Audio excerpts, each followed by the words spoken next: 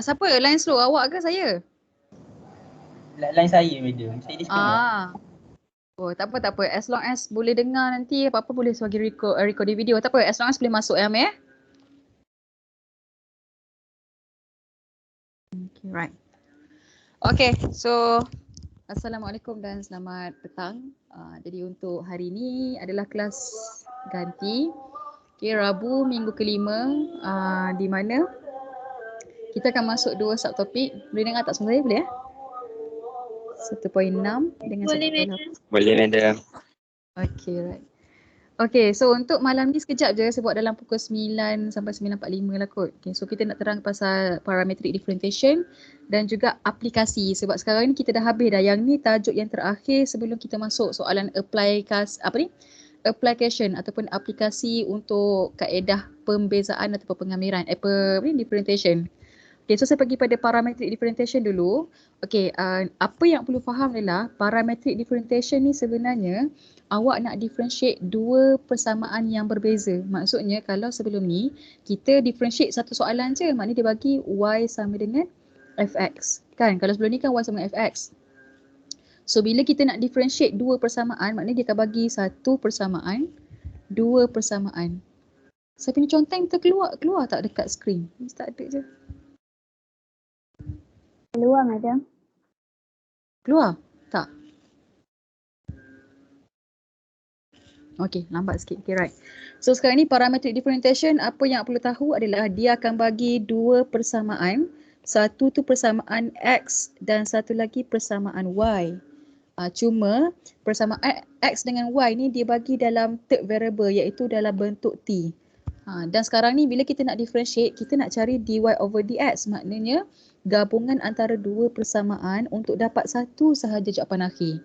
So itu nama dia parametric differentiation.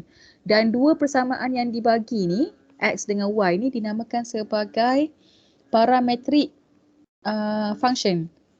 Okay, jadi sekarang apa yang perlu tahu adalah untuk kita cari dy dx ni dia akan guna chain rule. Siapa ingat chain rule dia ada dua tau, yang inner dengan outer dan satu lagi yang dy over dx tu. Jadi kalau ikutkan chain rule asal, dia adalah dy over dx sama dengan dy over something darab dengan something over dx. Supaya kita akan dapat balik dy over dx ni dengan soalan asal. Itu konsep chain rule. Sebab dia akan buat differentiate outer dengan differentiate inner. Okay, so tu konsep chain rule lah. Jadi sekarang bila kita ada dua persamaan parametrik, maksudnya satu tu kita differentiate dan satu lagi kita differentiate asing. Lepas tu nanti kita akan buatkan dia sebagai hasil darab. Itu yang datangnya parametrik formula ni. Dan parametrik ni dia punya variable, dia ada X, dia ada Y dan satu lagi dia ada T. Biasanya parameter T ni disandarkan kebanyakannya lah. T ni sebenarnya disandarkan kepada masa, time. Tapi tak semestinya dibagi variable T. Kalau dibagi variable U ke, variable Z ke, tetap kita boleh buat dia sebagai parametric equation. As long as awak kena faham parametrik tu dia ada dua persamaan dengan satu variable yang asing lah, yang dibagi T ke. Jadi sekarang bila kita ada X, Y dengan T, jadi formula dia akan jadi dy over dx, dy over something ni, yang something ni saya akan gantikan dengan dt. Okay, dan yang satu lagi ni kita akan jadi dt over dx. Jadi inilah formula parametric rule. Di mana untuk dt ni dia boleh berubah mengikut variable yang dia bagi. Kalau dia bagi t maka akan jadi t lah. Kalau dia jadi x ke, jadi y ke ataupun z ke, kita akan guna dz. Okay, jadi sekarang ni cara dia adalah macam mana kita nak differentiate. Okay, so ni dah nota dia. Okay, dalam buku awak tu dia dah bagi dah dua persamaan. Contoh macam ni. Dia bagi y sama dengan t kuasa 2, 1. And then dia bagi x sama dengan 2t tolak 3. So definition of parametric tu sendiri adalah dua persamaan dengan variable yang ketiga. So variable ketiga tu refer kepada t tadilah, time. Okay, jadi formula dia kita boleh ambil yang ni. Yang ni chain rule tadi yang saya cakap. Dy over dt darab dt over dx.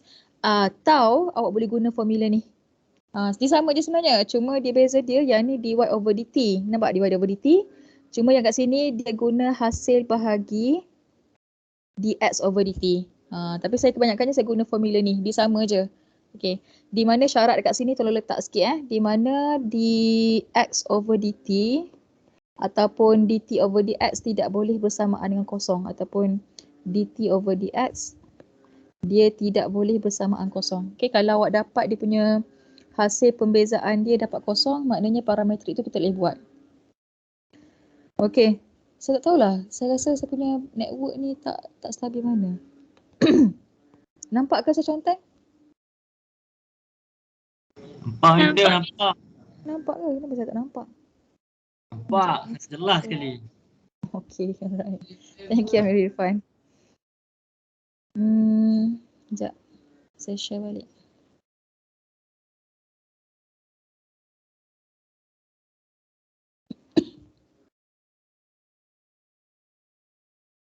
Dah, tak ada dah. Tak keluar. Share screen, start broadcast.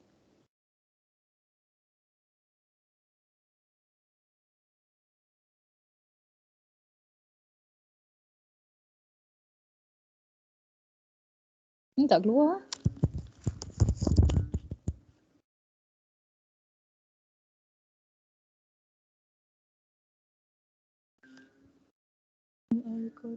Sekejap. Ada masalah teknikal. Madam, kami menunggu. Ya, sorry, jap. Saya tak nampak. Saya ada share screen ke? Ada, nampak? Laptop saya gelap. Nampak. Ada. Okey, Ada, nampak. ada. Ni kalau saya ni Ada. Nampak medium content lagi medium. Ada. Dia punya ayam dengan dia. Okey, bertenang semua orang. Tolong mute kan. Okey, saya nak start balik ni. Okey. Alright, thank you. Okey, jadi sekarang ni yang saya beritahu tadi, ni formula dia di mana dt over dx dengan dx over dt tidak boleh sama dengan kosong. Okey, so cara dia adalah ni soalan dia, contohnya y sama dengan 3t kuasa 4 dengan x dia 2t kuasa 2 tolak 4.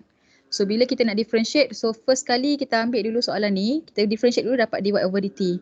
Kenapa dapat dy over dt? Sebab persamaan tu y sebelah kiri dengan t sebelah kanan. Jadi dia akan dapat dy over dt.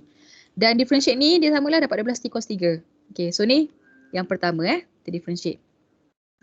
Lepas tu yang persamaan yang kedua yang dibagi x tu kan. X kan 2t kuasa 2 tolak 4.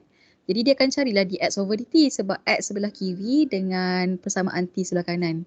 So dia akan dapat sini dx over dt. Jadi kita akan dapat dua jawapan. Satu tu dy dt dan satu lagi dx dt. So lepas dah siap benda ni barulah kita masuk kepada formula chain rule. Okey, formula chain rule ni lah yang saya beritahu tadi. Awak nak guna yang ni boleh ataupun yang ni. Kalau nak guna hasil bahagi terus kita buat. Jadi formula hasil bahagi lah bila kita nak cari dy over dx, maksudnya dy over dt bahagi dx over dt. So kita ambil ni 12t cos 3 bahagi dengan 4t. So terus kita akan dapat 3t kuasa 2.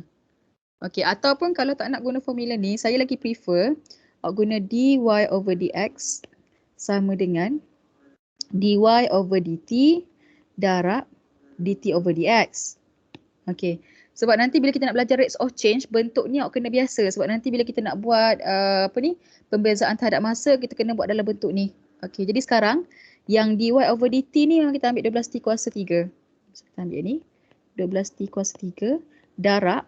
Okey, yang ni dt over dx tau. Maksudnya atas tu t, bawah ni x. Tapi yang kita dapat ni x ni dx over dt. Nampak tak dia tukar? Jadi sepatutnya daripada sini dia boleh tukar sebagai dt naik atas, dx turun bawah. Maknanya kalau dia per dengan 1, 4t turun bawah, 1 naik atas. Jadi sebab tu dia akan dapat dt over dx sama dengan 1 per 4t. Jadi kalau awak nak guna formula ni, awak kena ubah dulu persamaan tu, dia akan jadi 1 per 4t. Macam ni. Kalau tak nak guna formula ni, awak boleh guna formula yang bahagi, direct je ambil 12t cos 3, 4t ni ambil terus. So either one lah. Okay, jadi kita akan buat kat sini, dia akan dapatlah 12t cos 3 ni kita cancel. 12 bahagi 4 dapat 3, 4 bahagi 4 1, and then ni potong kuasa 2, ni potong. Jadi sebab itulah dia akan dapat jawapan sama juga, iaitu 3t kuasa 2. Semua cara dia lah nak guna formula bahagi ni ataupun yang ni. Dua-dua lah sama. Okay, so setakat ni faham tak parametrik? Sebab dia bagi dua persamaan, awak dapat dia dx je. Boleh? Boleh madam, faham. Okay. So, untuk yang example 20 ni dia bagi okey, dia bagi dalam persamaan di apa ni, sin kan, sin dengan cos pun samalah. Kalau dia bagi x ni maknanya kita akan dapat dx over dt dulu. And then kalau y dia akan dapat dy over dt. Kemudian bila kita nak cari formula dy dx ni dia guna formula ni pula, sama je. So yang ni yang dx over dt ni dia akan dapat 1 per cos t lah.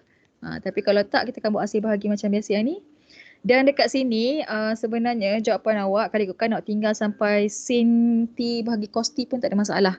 Sebab dekat sini kita dah masuk trigono identities yang mungkin awak tak belajar lagi. Tapi kalau siapa-siapa yang dah ambil AdMath dulu mungkin dah pernah jumpa dah. Jadi yang ni saya just tulis je trigono ataupun trigonometric identities. Kalau kita ada sin x bahagi dengan cos x, nilai dia bersamaan dengan tan x. So bila sin bahagi cos, dia akan dapat tan. Cuma kalau untuk yang ni kalau awak tak tinggal jawapan dalam tan, yang ni pun dah betul. Okay, so yang ni lah dia punya differentiate parametrik. Okay, so sekarang kita pergi bila praktis sikit je sebenarnya parametrik ni. Okay, untuk praktis 1.5, okay, buka modul awak muka surat 418 Kita try buat soalan 4, 5, 6. Okay, so kita akan buat ni. Okay, soalan nombor 4. Saya salin dulu. X sama dengan 2T tolak 1 dan Y dia bagi T kuasa 2 tolak 1. Okay, jadi bila kita nak differentiate, tengok betul-betul ini X terhadap T. So it should be differentiation, dia akan dapat dx over dt. Wow, thank you bagi love.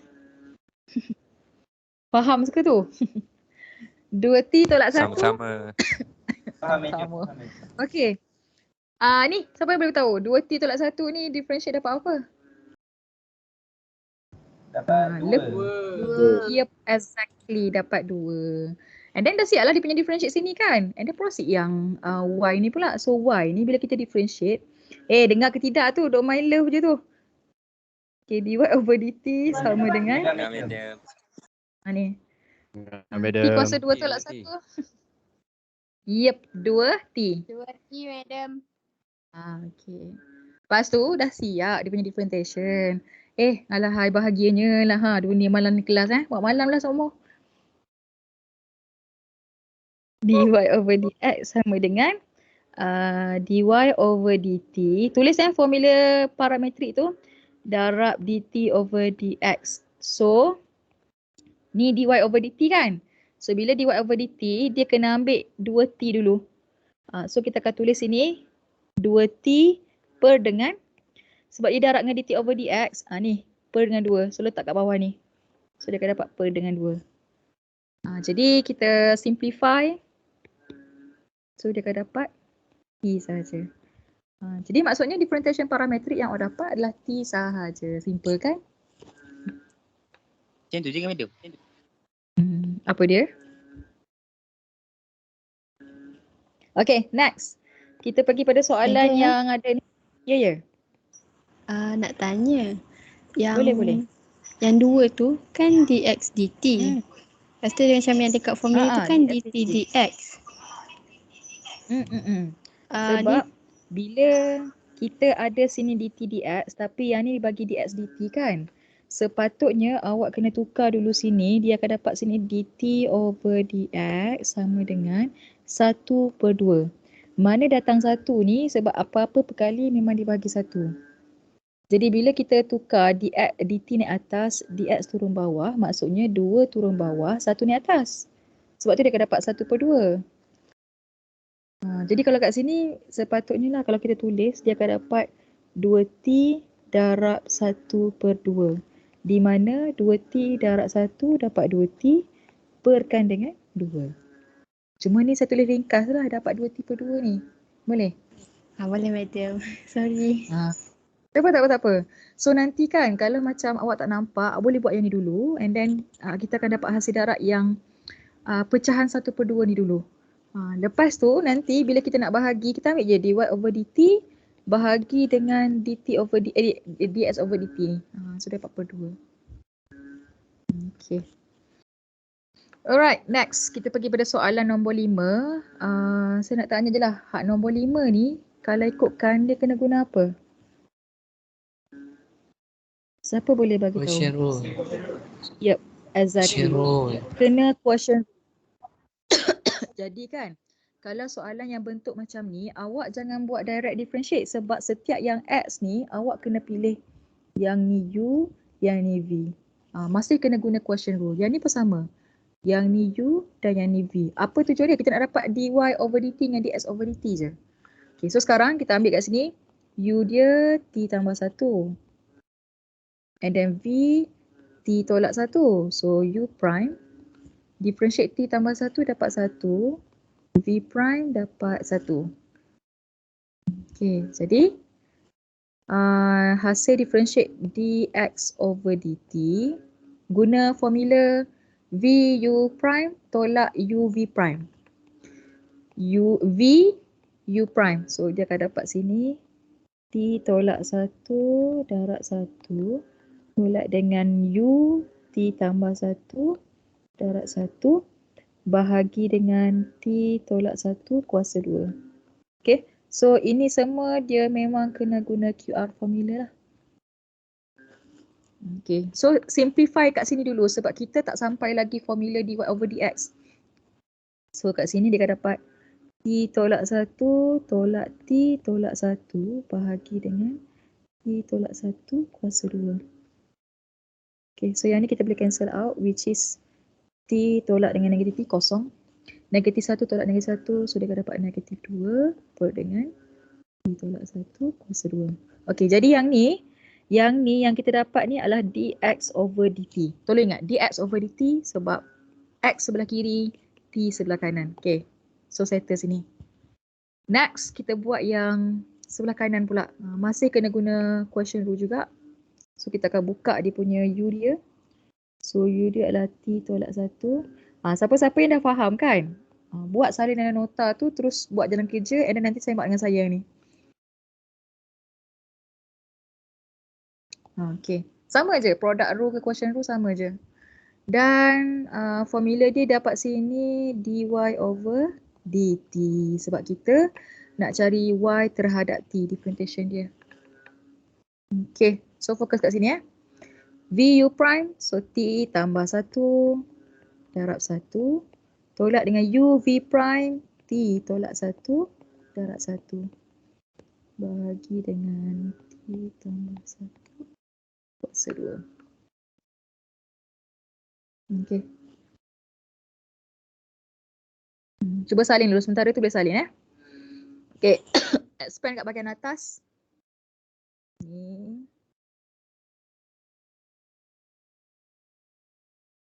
So dia dapat T tambah 1. Ni kembang Negatif darab T. Negatif T.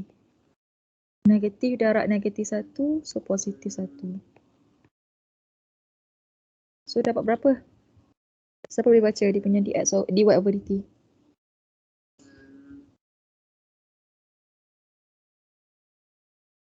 Ni cancel dengan yang ni. T tolak T equal to 0 lah kan? So apa yang dapat? 1 tambah 1 maka dapat 2 per T tambah 1 kuasa 2. Okay, dah siap. Apa yang siap? dy over dt. Okay, boleh. Yang ni dia sebenarnya sama je dengan soalan atas. Cuma soalan atas yang ni dia tak ada guna quotient rule ataupun product rule. That's why bila kita differentiate tu dapat jawapan. Tapi yang ni memang kena reflect balik lah. Kena buat guna product rule atau quotient rule. Okay, dah siap yang ni. Last kali baru dah kita tulis kat bawah ni. Maka. Okay, maka. Apa formula untuk chain rule tu? dy over dt sama dengan dy over dt, sorry. dy over dx. Harapnya semua orang okey Tiba-tiba serius darab dengan dt over dx. Okey. Dekat sini saya terangkan lagi sekali dy over dt exactly kita ambil seketul ni. Kenapa kita ambil tepat-tepat yang ni? Sebab ini memang dy over dt. So kita salin je kat bawah ni. Maka dia akan dapat sama dengan 2 per dengan 1 tambah, kalau ada soalan boleh buka mic T tambah 1 kuasa 2. Okey, dia darab dengan, okey nampak tak ni? Ni dt over dx kan? Ni dx over dt. Okey, so dekat sini siapa-siapa yang tak faham, jangan ambil seketul ni tau, jangan ambil. So dia sepatutnya yang ni dia kena tukar dulu, dia kena tukar exchange jadi dt naik atas, dx turun bawah. So yang ni T tolak 1 naik atas, negatif 2 turun bawah. So kalau kita tukar, dia akan dapat sebagai dt over dx sama dengan T tolak 1 kuasa 2 bahagi negatif 2. Tapi siapa-siapa yang dah faham sebenarnya benda ni, awak tak payah tulis pun tak apa. Sebab nanti kita nak import kat sini, kita nak tulis kat sini. Jadi dia akan dapat T tolak 1 kuasa 2 bahagi negatif 2. Okay. Ni ambil letak depan. Yang ni yang kita tukar ni letak kat belakang. So sekarang apa yang kita kena buat adalah selesaikan benda ni. So selesaikan persamaan ni, awak tak boleh nak kembang ke apa, tak boleh nak cancel out. Cuma yang 2 ni kita boleh potong lah, 2 bahagi 2, 1, 2 bahagi 2, 1. Yang ni dia tak boleh nak kembang apa-apa dah, nak faktor pun sama juga. Jadi dia akan dapat jawapan dia sama dengan negatif ini kena ada tau. So dia akan dapat negatif kurungan T tolak 1 kuasa 2 bahagi T tambah 1 kuasa 2. Okay, dah siap. Kalau macam ada yang jenis dia nak tukar jadi kuasa 2 keseluruhan, dia pun dapat sama macam ni. AKA atau kalau tak buat ni tak ada masalah pun. Dia macam negatif T tolak 1 bahagi T tambah 1 dan keseluruhan ni di kuasa 2. Sebab bentuk ni dia sama tau. Siapa ingat soalan kuis sebenarnya yang ni dia boleh tukar. Okay. So boleh faham tak kalau ada product and quotient dalam parametrik. Ni parametrik ni. Any questions sebelum kita pergi pada last soalan? Kalau tak sempat salin tak apa tau, nanti saya akan bagi jawapan ni dalam WhatsApp. Ya, Hawa. Yang dekat dx per dt tu, kan T tolak 1, atas dia. Ni? Atas je lagi. Ni. T tolak 1 dengan T. Okay. Dengan bawah dia, tak boleh. Tak boleh. Dia tak boleh potong gini sebab pasangan dia kat belakang ni tak boleh potong T tolak 1. Dia tak boleh potong gini sebab dia sama macam kalau saya... Teruskan. Okey ni contohnya gini. Kalau awak ada persamaan gini, awak tak boleh potong X potong macam ni tak boleh. Sebab apa? Pasangan dekat sebelah dia ni tak ada X. Melainkan kalau kita ada boleh faktor. Jadi kalau yang ni dia tak boleh potong kecuali lah kalau benda ni dah difaktorkan ada kurungan besar macam ni, barulah kita boleh potong T tolak 1 dengan kuasa. Sebab yang ni merupakan hasil darab. Dia macam satu sebutan je. Boleh tak Hawa? Boleh madam. Jadi sebenarnya saya tengah check quiz tau. Saya tengah check quiz. Ada yang pelajar, ada pelajar, dia pergi potong yang kuasa tadi tu. Kan kuasa? Yang dipotong gini, T tolak 1 dengan kuasa yang ni. Sebenarnya salah sebab pasangan dia tidak mempunyai terms yang sama. So dia tak boleh cancel out. Yang ni dia kena kembang dulu macam biasa. Okay, right. So harapnya lah, saya tak tahulah yang mana yang dia masuk ni dengar ke tak. Saya harap penerangan saya ni boleh bantu awak untuk buat soalan tutorial. Kalau ada soalan yang produk ke question dulu, memang kena buat macam ni dulu. Sebab parametrik ni dia part ni je sebenarnya. Parametrik sini je. Cuma nak dapatkan dy dt ni dia tengok pada soalan. Madam. Ya, Daniel. Amigo Ashkah dia sekali dengan saya, dia line dia slow.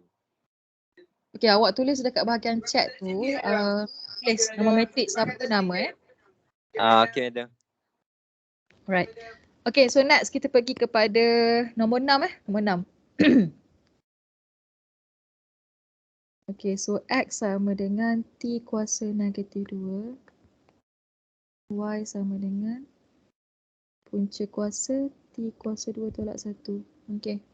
Ni soalan dia. X sama dengan T kuasa negatif 2 dan Y sama dengan T kuasa 2 negatif 1. Tapi sebenarnya kan kalau ada cert ni, kita tukar siap-siap terus. Jadi yang ni saya potong cert. Okey, ambil macam ni terus. Y dia T kuasa 2 tolak 1 kuasa 1 per 2. Okey, dx over dt negatif 2 T kuasa negatif 3. Dan yang ni dy over dt dia akan dapat 1 per 2 darab depan. T kuasa 2 tolak 1 kuasa negatif 1 per 2 darab dengan 2T. Jadi dia punya dy dt ni dapat berapa?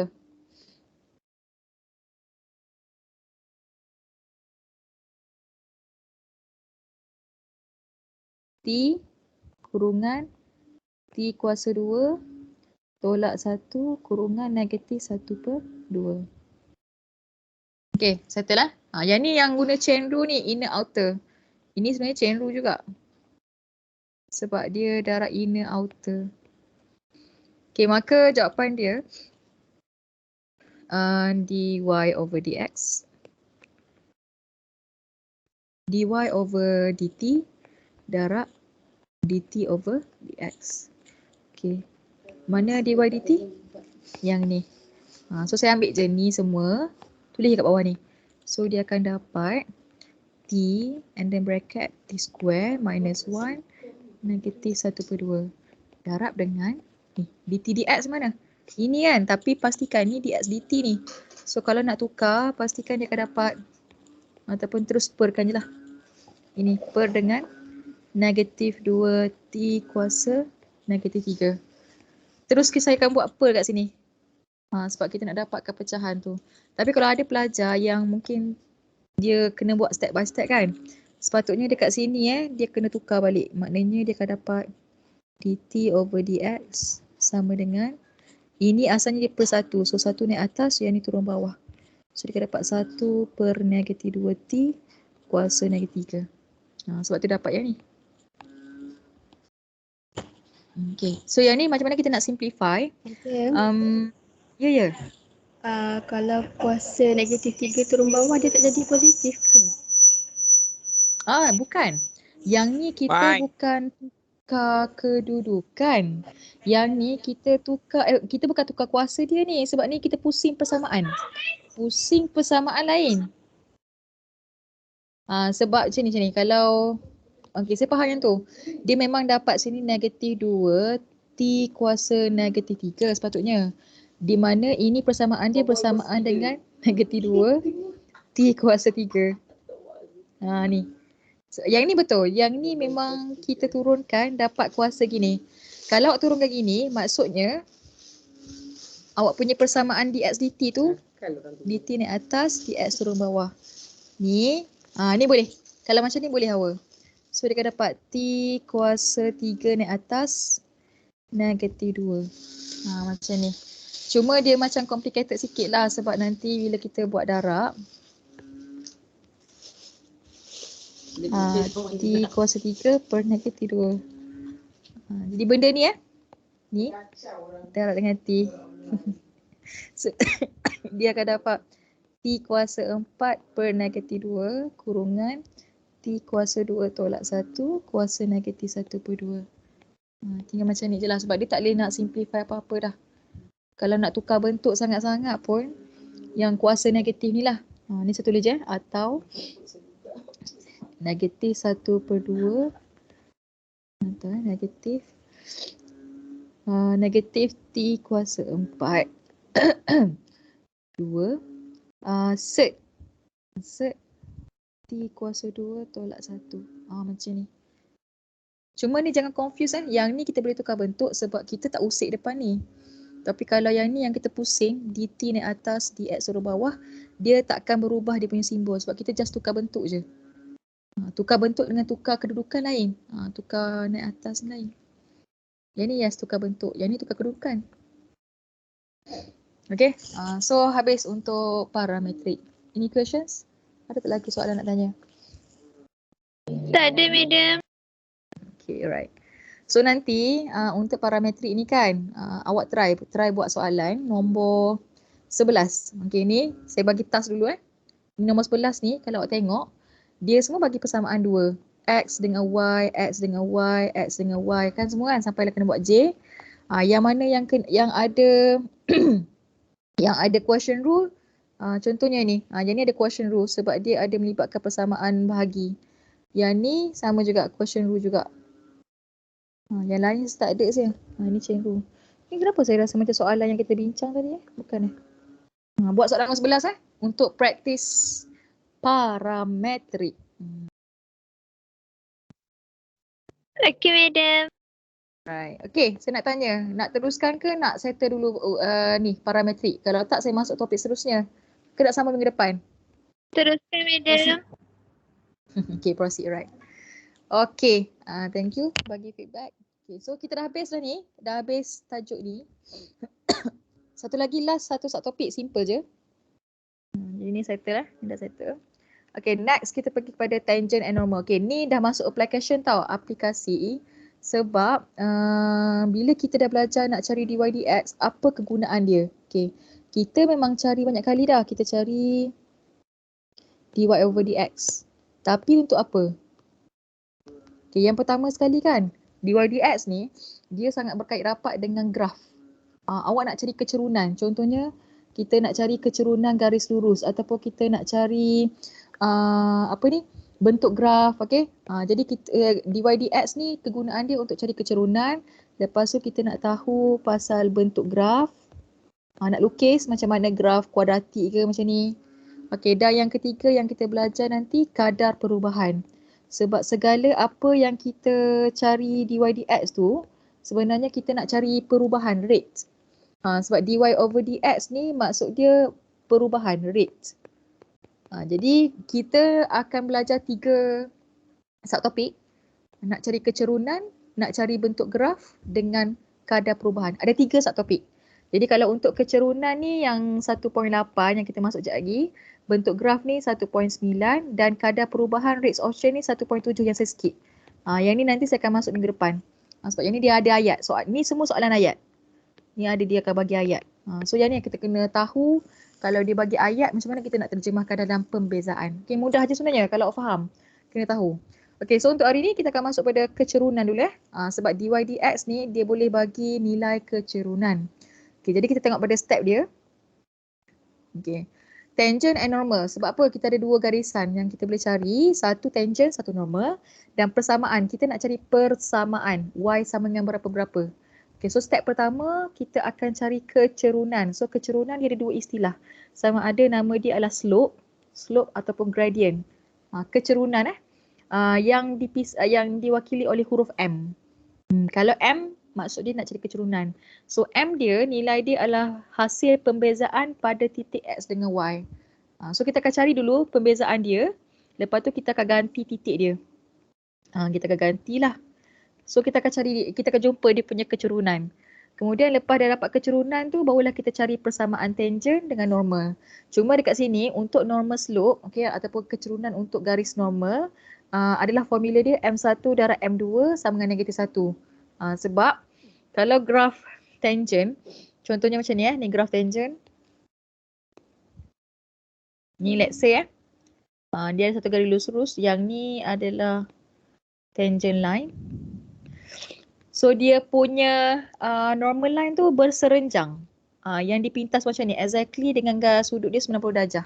So yang ni nama dia adalah garisan normal. Jadi bila kita nak cari kecerunan, tangent line ni dia punya kecerunan M1. Jadi dia punya normal tu, dia punya kecerunan adalah M2. Sebab tu formula dia adalah M1 darab M2. Kalau kita darab 2 kecerunan ni, dia akan dapat nilai dia negatif 1.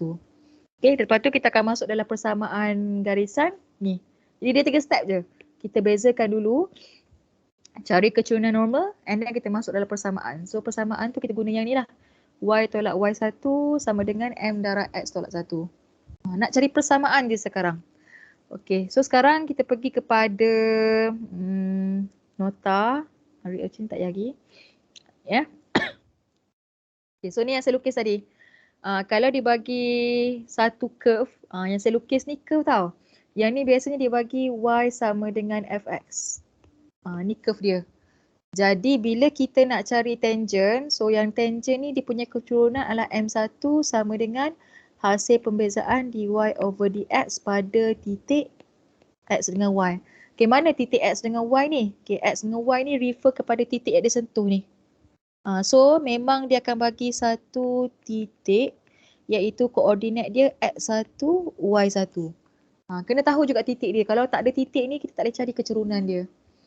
Okay, dan lepas kita dah dapat dia punya keturunan ni, untuk cari normal curve pula, keturunan normal, dia punya formula adalah M1 darab dengan M2 sama dengan negatif 1, di mana M2 bersamaan keturunan negatif 1 bahagi M1. Okay, so ini keturunan normal. Tak perlu lukis soalan ni tak perlu lukis. Jadi cara dia kita akan differentiate dululah. Okay, so kita tengok pada contoh 3 step je. Yang pertama cari M dulu. Kemudian yang kedua, M1 M1 tu tangent. Tangent punya keturunan. Lepas tu kita cari M2 dia berapa. Dan yang ketiga baru kita cari equation. So equation punya formula y tak y1 sama dengan M x tolak x1. Cuma M ni dia depends lah. Kalau kita nak cari tangent, ambil M1 ni. Kalau nak cari apa ni, normal, kita ambil yang ni. Okay, so step dia 3 je. Cari keturunan. Okay, so kita try tengok soalan. Okay, find the gradient. Okay, so bila dia sebut gradient, maksudnya nilai M lah. M sama dengan dy over dx. Okay, dan dia nak cari dua, iaitu yang pertama persamaan tangent, yang kedua nak cari persamaan normal. Okay. Dan dibagi titik. Mana titik dia? Ni titik dia. 25. Maknanya x1 dia 2 dan y1 dia adalah 5. Ni nilai titik dia 25. Okay, so jalan kerja dia first kali memang kita cari keturunan y sama dengan x cos 3 tolak 2x cos 2 tambah 5. Awak cari dy over dx. Differentiate macam biasa. So dapat 3x kuasa 2 tolak 4x. Okay, ini differentiate yang kita pernah cari kan. Jadi sekarang ni kalau kita nak cari keturunan, maksudnya M sama dengan, okay, kita 3. Okay, ni x ni, awak kena ganti nilai yang dia bagi. Kalau dia bagi titik 25, maksudnya kena ambil nilai x tu 2. Jangan ambil 5 sebab 5 ni nilai y. Jadi kita gantikan x dia sama dengan 5 dengan 5. Barulah kita boleh cari keturunan dia sebab keturunan kena dapat nilai. Awak guna kalkulator, masukkan. So M dia nanti dia akan dapat, ni M1 sebab M1 ni untuk Madam? Ya. Kenapa Madam ambil yang 5? Bukan ke X tu 2 ke Madam? Sorry. Saya kata 2, pergi sebut 5. Ya, 2. Sorry, 2. 2. Ya. Apa dia? Dah, settle dah. Okay, sorry. Saya sebut 2 tadi kan. Ni X dia 2, sorry. Ni masukkan 2. So kita ganti. Dapat berapa? Ni kan? Baik. Apa tu? Tutup mute. Farah Liana. Mic tu. Okay. Farah Liana tutup mute. Okay. So keturunan dia M ni, 4 ni dia adalah keturunan untuk tangent. Tolong ingat kalau M1 ni persamaan tangent. Jadi sekarang ni sebab dia nak cari 2 tau, tangent dan juga normal. Jadi alang-alang tu kita cari je lah yang kedua. Yang kedua kita nak cari keturunan tangent, normal. So M sama dengan negatif 1/4. Kita ambil je 4 ni. Negatif 1 ni memang formula dia. Okay, bila dah siap macam ni jalan kerja dia, step ketiga, kita nak cari equation je lah. So yang pertama sekali kita cari tangent equation. Tangent equation. Formula dia y tolak y1 sama dengan m1 x tolak x1 kan. Kenapa saya letak sini m1? Sebab kita nak cari tangent. Okay, mana nak dapatkan y1 dengan x1 ni? Y1 dengan x1 ni awak kena ambil daripada titik yang dia bagi, iaitu 2 dengan 5. Jadi saya akan ganti kat sini. Y tolak dengan Y1 dia 5 sama dengan M1 dia tadi berapa? 4. Okay, 4. And then yang ni X tolak dengan 2. Okay. So kita dah dapat persamaan untuk tangent dengan gantikan X1, Y1 yang titik diberi dengan kecerunan yang kita cari tadi. Persamaan normally kita akan letak dalam bentuk Y sama dengan MX tambah C. Ni persamaan dia. Jadi nak tak nak kita kena pindahkan semualah. Negatif 5 pindah sana. Dan yang ni kita expand. Ni expand 4 darab X. 4 darab negatif 2. And then negatif 5 tu kita pindah.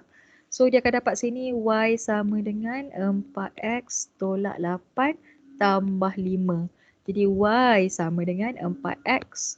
Tolak 8 tambah 5 dia akan dapat negatif 3. Jadi ini adalah merujuk kepada persamaan tangent tadi.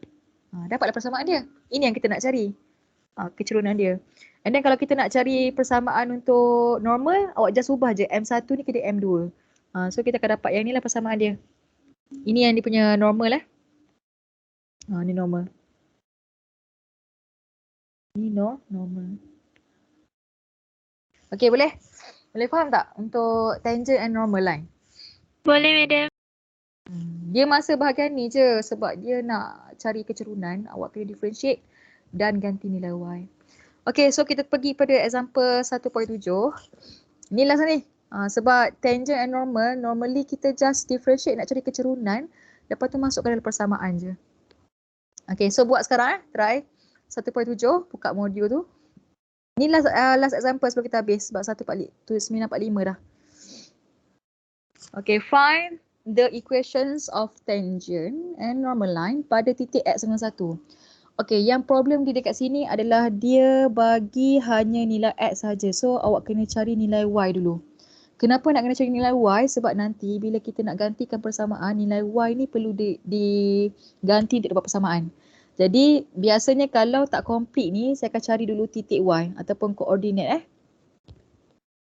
Coordinate of Y. Okay, so macam mana kita nak cari koordinat of Y? Kita akan gantikan nilai X ni dalam soalan. Ganti X sama dengan 1 dalam soalan asal. Okay, mana soalan asal? Ini. Jadi kita akan gantikan Y sama dengan X tambah 2 dengan 2X tolak 1. Okay. Ni kan soalan dia kan? Okay, so gantikan X1. Letak sini. 1, 1. Okay, guna kalkulator. Ni akan dapat 3 darab 1. So titik ni dia akan dapat 3. Maksudnya koordinat awak adalah 1, 3. Okay. Awak akan buat pengiraan ni dulu sekiranya kalau dia tak bagi complete titik. Kalau dia bagi titik yang complete contohnya 1, 3 macam ni, tak payah buatlah yang ni. Okay. Okay, next kita akan buat step yang kedua. Kita nak cari kecerunan iaitu slope. Okay, nak cari kecerunan kita kena differentiate dulu. Okay, memandangkan soalan ni, dia tak bagi tahu tau kita nak guna kaedah apa. Jadi saya nak tanya je. Instead of awak guna product rule, apa cara selain daripada tu? Sebab yang ni kalau ikutkan kena guna product rule ni. Kalau tak nak guna product rule boleh tak? Macam mana nak buat kalau tak guna product rule? Kita expand, kembangkan biar dia dapat persamaan yang panjang. Jadi tak perlulah guna produk. Tapi kalau nak guna produk, maksudnya awak ambil lah U sama dengan X tambah 2 dan V 2X tolak 1. So di mana U prime dia dapat 1, V prime dia dapat 2. Jadi bila kita nak cari dy over dx ataupun y prime, guna formula product rule lah iaitu U V prime, U X tambah 2, V prime 2 tambah dengan U V U prime 2X tolak 1 darab 1. Mana-mana je lah. And then kita expand.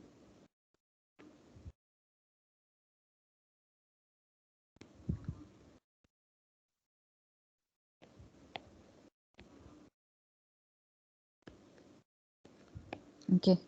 Ni yang kita guna hasil darab menggunakan product rule.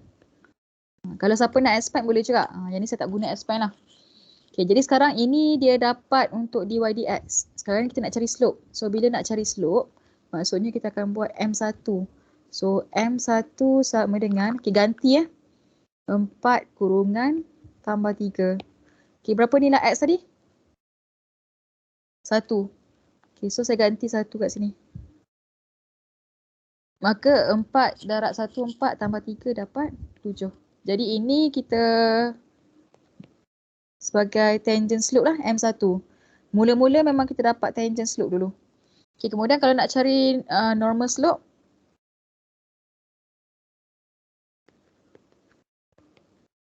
iaitu M2 sama dengan negatif 1 per M1, iaitu negatif 1 per M1 dia tadi apa? 7. So dia akan dapat 7. Boleh? Ni tangent, ini normal slope. Okay, dan last kali kita pergi kepada equation. So first kita cari tangent equation dulu.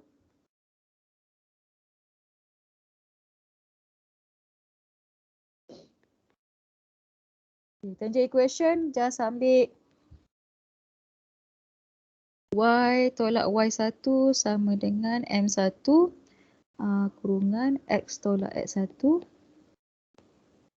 Y1 dia tadi berapa dapat? Y1? 3. So y tolak 3 sama dengan M1 dia tadi kita dapat 7. Gantikan 7. X tolak dengan X1. So X1 yang dibagi adalah 1. Di yang ni kita just expand dulu macam biasa. Expand dan alihkan, maka dia dapat Y sama dengan 7X tolak 7. And then tambah 3. So Y dapat 7X tolak 4. Okay, so ni jawapan untuk tangent line equation. Dah settle. Dan pada masa yang sama kita nak cari normal line. Normal equation.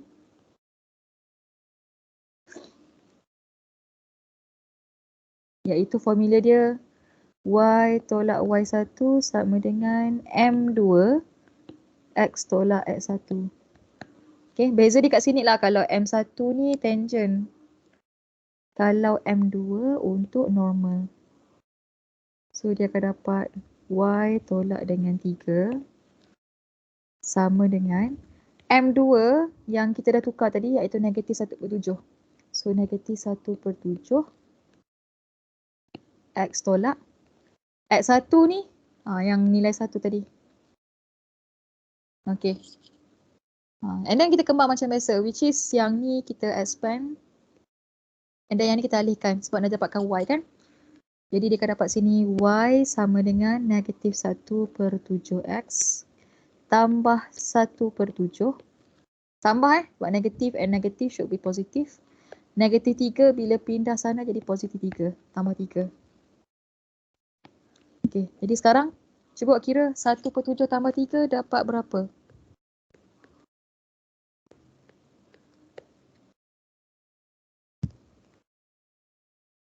Dapat berapa? 22/7. Okay, right, betul. So dapat sini 22/7. Okay. Jadi inilah jawapan untuk kita nak cari persamaan tangent and normal. Ni tangent line and ini normal equation based on hasil pembezaan dengan gantian titik untuk dapatkan kecerunan tangent dulu. Lepas tu baru kita cari dia punya kecerunan normal untuk dapatkan persamaan. Okay, so normally soalan ni, tangents and normal ni dalam final exam memang ada. Dan lebih kurang dalam 6 markah. Sebab apa? Dia nak cari differentiation ni lebih kurang 1 markah ataupun 2 lah. Kalau ada produk baru dia akan dapat 2 markah. Persamaan untuk ganti 1 markah, tangent ni pun sama 1 markah. Dan persamaan ni dia tak bagi formula, cuma awak tahulah. Nak cari Y tolak Y1 darab M X tolak X1. Sebab ini memang basic persamaan. Okay, dah dapat yang ni 1 markah, yang ni 1 markah. Okay, so settle lah tangent and normal. Kita tak ada apa-apa pun, kita just differentiate untuk dapatkan nilai kecerunan dan ganti pada titik yang diberi. Okay, so ada tak lagi soalan sebelum kita habis? Tak ada, madam. Alright. So kalau tak ada, harapnya malam ni lah tugasan sebab kita jumpa minggu depan. Grup 1 saya jumpa hari Isnin. Group 2 saya jumpa hari Ahad. Jadi Ahad tu saya ingat nak discuss tutorial pukul 11 pagi tu. Nanti saya beritahu balik offline ke online. Kalau yang kat rumah tu memang online lah. Jadi tugasan awak adalah hari tu kita nak bincang soalan implisit. Lepas tu yang saya bagi tadi baru jejak tadi parametrik dan tambahan soalan nombor 16. Okay, 16 ni tolong buat sebab yang ni soalan yang berkaitan tangent and normal line. So ada soalan A sampai soalan H. Cuma hati-hatilah, ada yang kena guna quotient rule. Contohnya soalan B ni kena guna quotient rule. Ini product rule. Ini quotient. Ini quotient. Yang lain tak ada. So pastikan guna ini QR. Saya tulis dulu untuk bantu Ini PR. Yang ni quotient rule. Yang ni apa ni? Quotient rule juga. Satu je saya nak cakap kalau macam ada pelajar dia tak nak guna QR sebab bagi saya QR ni dia macam senang je sebenarnya, tapi kalau ada siapa-siapa dia nak naikkan ke atas X kuasa 5 naik atas, dia akan jadi product rule. Sama juga dengan ini. Yang ni kalau kita naik atas dia akan jadi E kuasa negatif 3X darab 4X kuasa 1 kan. So dia boleh berubah method dia jadi product rule. So nanti dia akan dapat nilai kecenderungan yang sama juga. Cuma kita tukar je quotient jadi product. Alright, so 2 soalan lah. Satu soalan 11 dengan soalan 16. Alright, ada tak soalan nak tanya? Tak ada Terima kasih bagi perhatian. Pukul 10 juga. Tak ada soalan Okay, so kalau tak ada soalan, jadi kita stop dulu sampai sini. Terima kasih semua. And then kalau ada soalan boleh buka mic, kalau tak ada kita bersurai. Okay, thank you semua. Sorry short notice. Thank you, madam. Thank you, madam. Thank you, madam. Thank you, madam. Thank you, madam. Thank you, madam. Jaga diri, madam. Thank you, madam. Thank you. Thank you.